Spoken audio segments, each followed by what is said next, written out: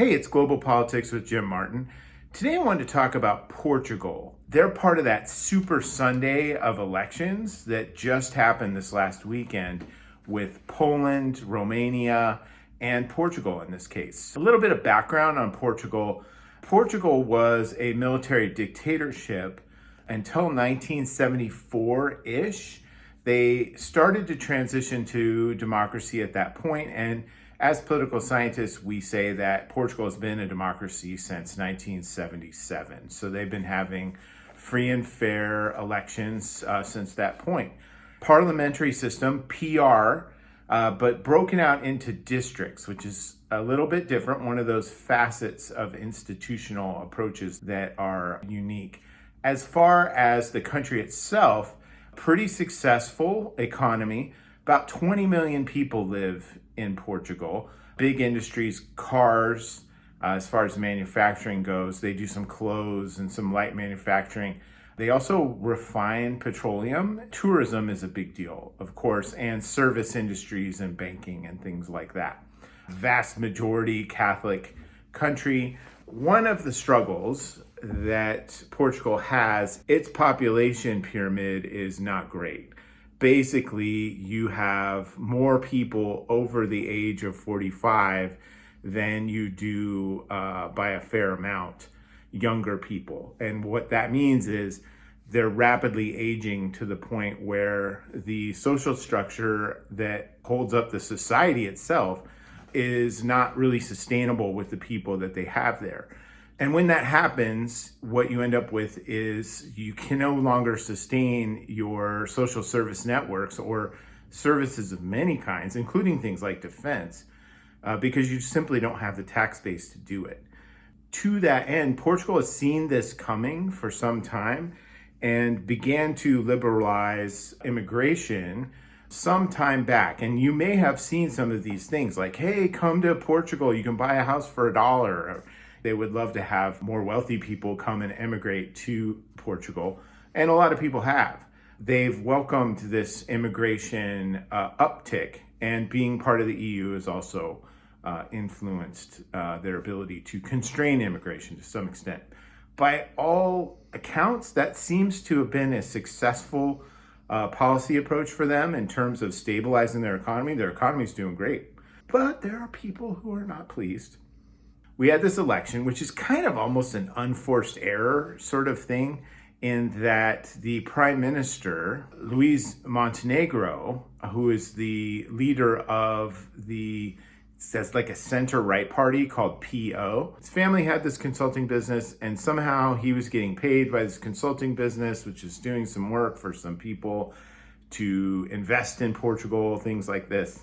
Didn't look really great. He took on the role of the aggrieved party and brought it out in the open and said, if you don't want me to be prime minister anymore, then let's have a no confidence vote. He, I think, believed that he would win that no confidence vote, but he didn't.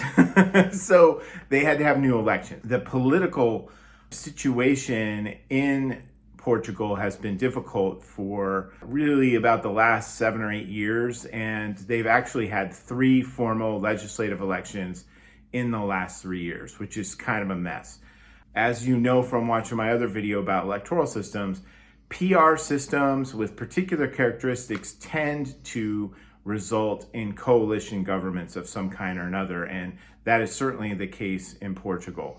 They've only had 4 single-party governments in the entire history. None of those have lasted till their normal date of expiration. So generally 4 or 5 years is what they give in these different systems where you have to have elections, and none of them survived to that. So even single-party governments haven't been particularly stable.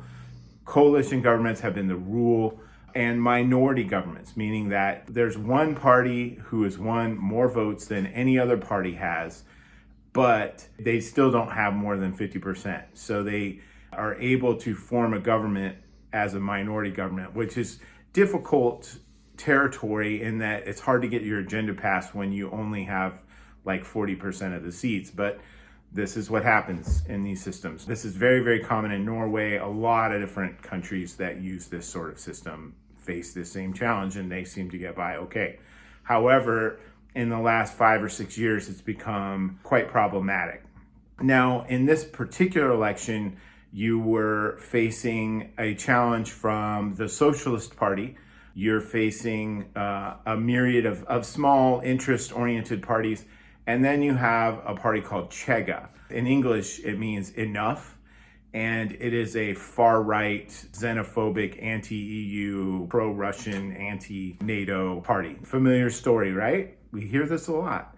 Led by a guy, what's his name? Pedro Nunes Sanchez. And he used to be a television commentator on football before starting this party, which was only like 5 or 6 years ago. At first, they won 1 seat. Then they won 12. The last time they won 20. Basically, the issues in this election revolved around Montenegro and his business dealings. An own goal, to use a soccer term. Corruption is an issue that people talk about to a degree in Portugal.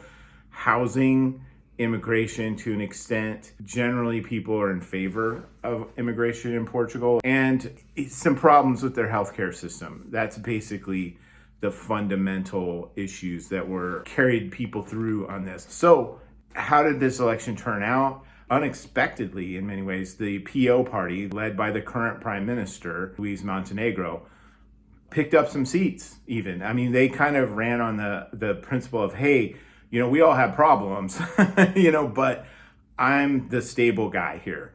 So what we ended up having was the PO, that center-right party, picking up a few seats. They still didn't get a majority of the seats, and a smattering of those independents. And then we have the Socialist Party, who lost some seats. And then we have that Chega party, who picked up a few seats. Now, every party in the Portuguese parliament has refused to work with Chega because of their extremely xenophobic statements and really harsh, in fact, racist rhetoric. People are not fans of that. And they just seem to be modeled on this disruptor, complaining all the time about everything that everybody else does sort of mantra. It's going to be a tough go for Montenegro and the PO party, just because they're going to be almost certainly in a minority government situation. But he's been there before and seemed to have been getting some traction. These kinds of governments, minority governments in particular, and coalition governments that have more than like one partner, aren't particularly stable. They do have that pretty solid economy working in their favor, although there are concerns about tariffs and Donald Trump. That's really almost like a tertiary issue for them. It hasn't impacted them much yet. So that's what I have on the Portuguese election. Look for my other episodes on the Romanian presidential election and the Polish first round presidential election. If you know something that I don't, which is very likely, please feel free to share that in the comments so we can all learn together. Have a great day and talk to you soon. Thank you.